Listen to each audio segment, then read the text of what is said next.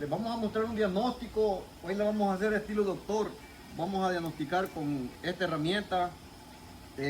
Tenemos allá uno de nuestros mecánicos en la parte de arriba.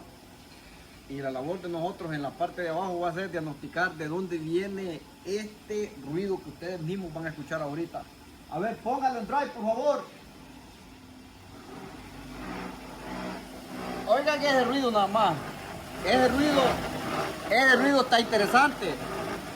Él me dice que si trae una turbina en la parte de abajo, ¿qué? Pero ahorita les vamos a ayudar a determinar acá con esto para que el que quiera aprender ahí, estilo doctor, con esto te vas a dar cuenta. Mira, yo el ruido, sinceramente lo escucho acá. Acá está la transmisión y acá tenemos el transfer case.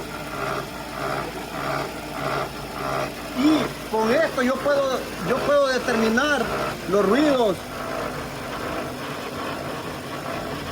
Y con mi experiencia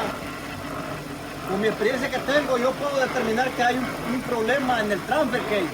Este ruido está viniendo acá del transfer case. Realmente el transfer case es el que está dañado y de ahí es donde está viniendo ese ruido. Y de esa manera